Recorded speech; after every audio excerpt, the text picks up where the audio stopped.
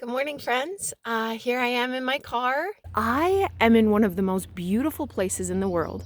I'm in Jackson Hole, Wyoming this weekend to do some henna, but I just wanted to let you know that one of the amazing perks of being a face painter is to get to meet all kinds of really beautiful people. Hello. Good morning. So we're ready to start our coffee chat number 2. Now remember, the question that we're answering today is, where does the money come from? And regardless of what industry you're in, the money always comes from exactly the same place. You get paid to work. If you're watching this, chances are you want your work to be face painting. And that's what this chat's all about. Thank you, Starbucks, for being the unofficial sponsor of this part of the video. We're going to represent the 3 different opportunities for face painting work as low risk opportunities, medium risk opportunities, and high risk opportunities. The difference is who is risking. At the end of the event, somebody is going to ask themselves, was it worth it? And you can decide for yourself which one fits you the best. What is a low risk event? This is an event where you're paid hourly. You know before the event even starts exactly how much you're going to make. You know exactly where you're going to be. Things like birthday parties or corporate events. You also know when you're done. These are events where you get to cut your line. At the end of a line, you say, oh, you guys, I'm sorry, I'm done for the day. And you can kind of move on. Low risk events are often shorter events, a 2-hour gig or a 3-hour gig. You also usually make your top rate. So you aren't, going in there and making $10 an hour. This is going to be premium work time. I love in low risk events that you only have one person to please. It is the birthday party mom, or it is the corporate CEO, or whoever it is that hired you. That is who you need to worry about. So yes, do a good job for the kids, make sure the parents are happy, but at the end of the day, it is just one stamp of approval that you're looking for. How do we get low risk events? Like, if this is your favorite thing, well, they call you. Word of mouth is going to be key here. If you like low risk events, the more low risk events you do, the better you take care of that one person. They become your word of mouth that goes through.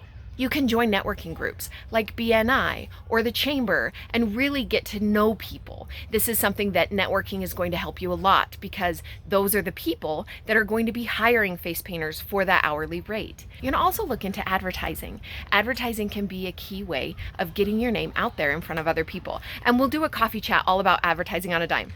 But just remember that when you're looking for low risk events, you want to fill your schedule.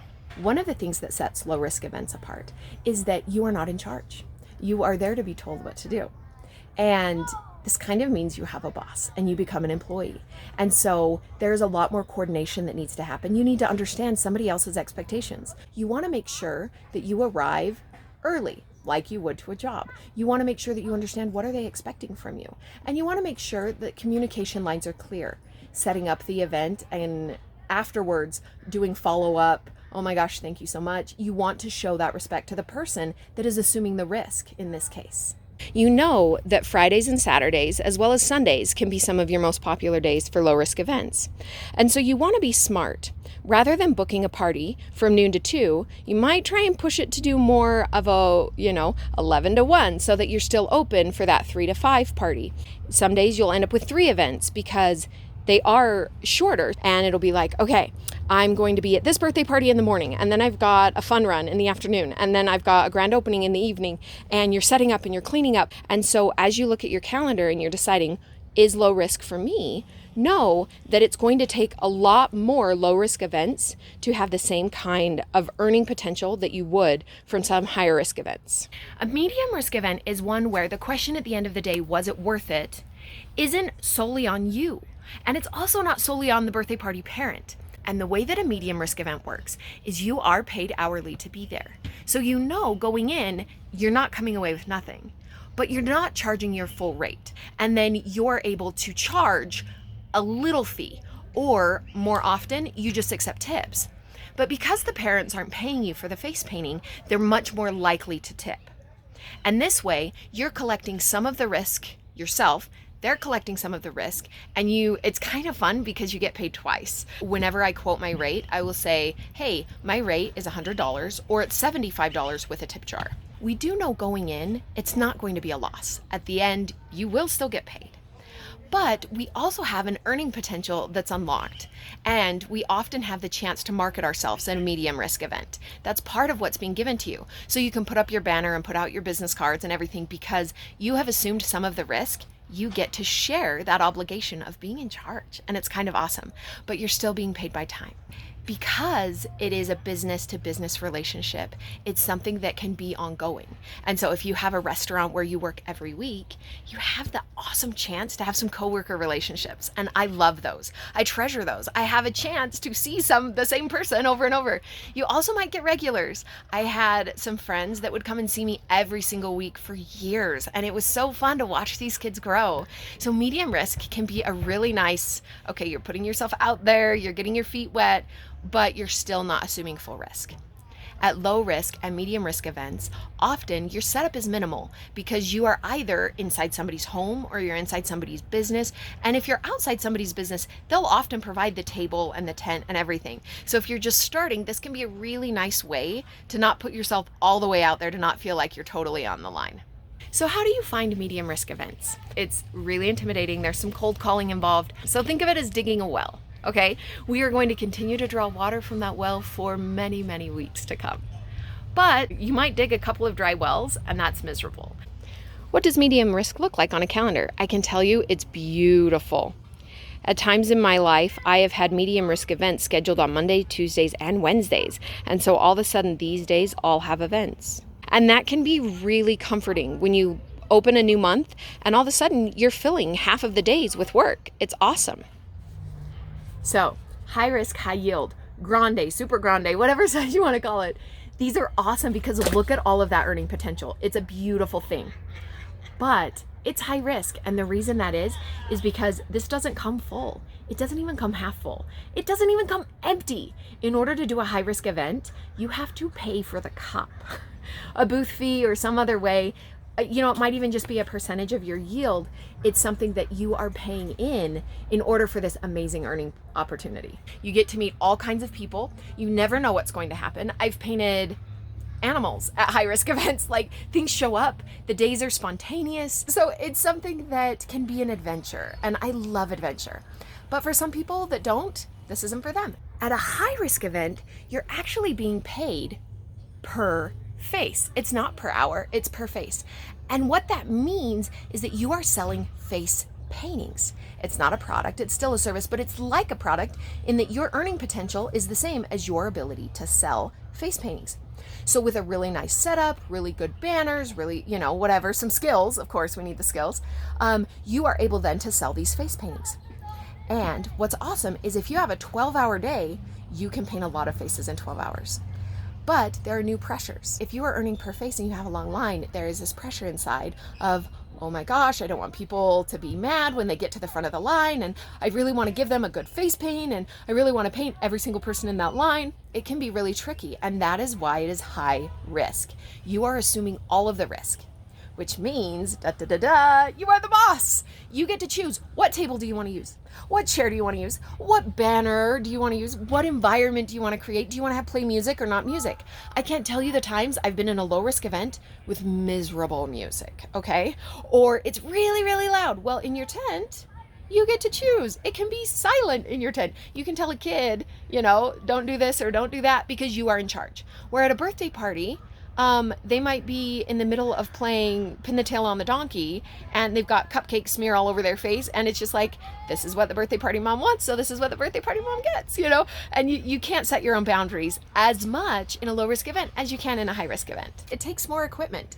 You need banners and signs and tables and chairs and a tent and then a car to put that all in, and it involves travel often. I've flown for a high-risk event. I've driven for a high-risk event. It is so much easier at a high-risk event for me, again, this is for me, to run the hurdles. Are you a hurdle runner, or would you rather do the high jump, or would you rather do the pole vault? Okay, so birthday parties are the pole vault, medium risk, that's a high jump. We don't have to go as high. And then hurdles, it's just boom, boom, boom, boom, boom. You've got parents to please, parents to please, parents to please.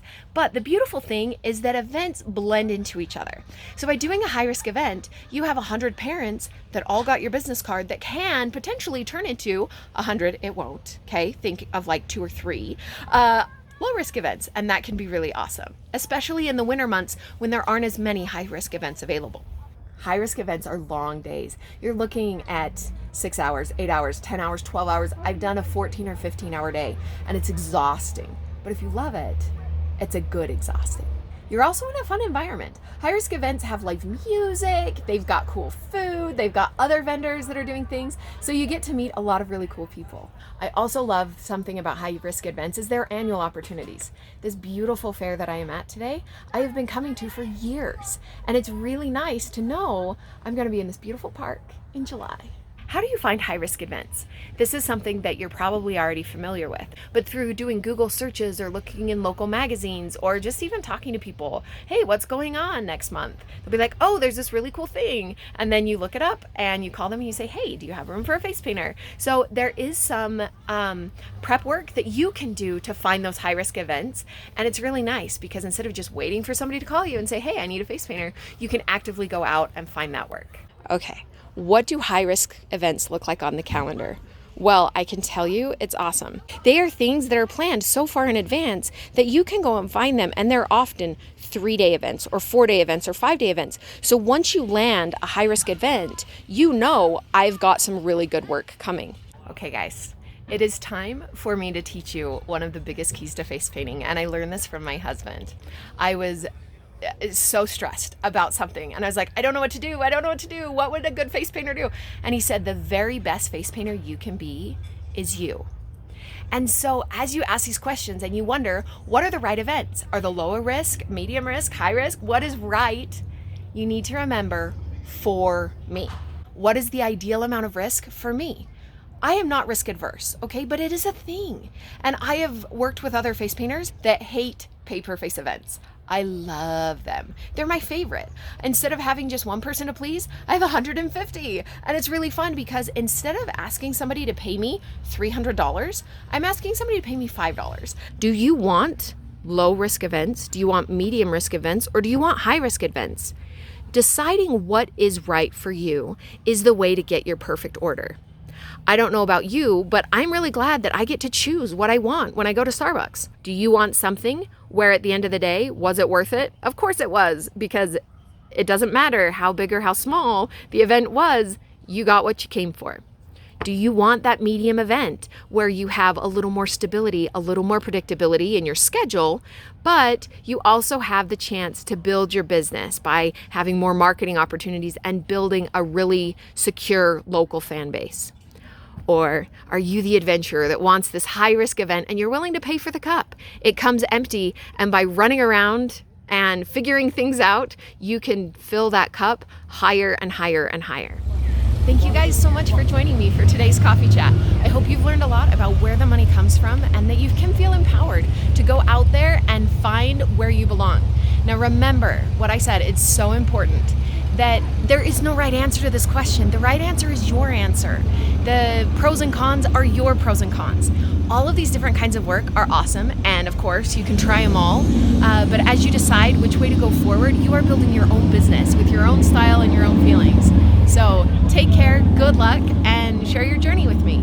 Remember to #LearningWithLaura and subscribe to the channel for more awesome coffee chats.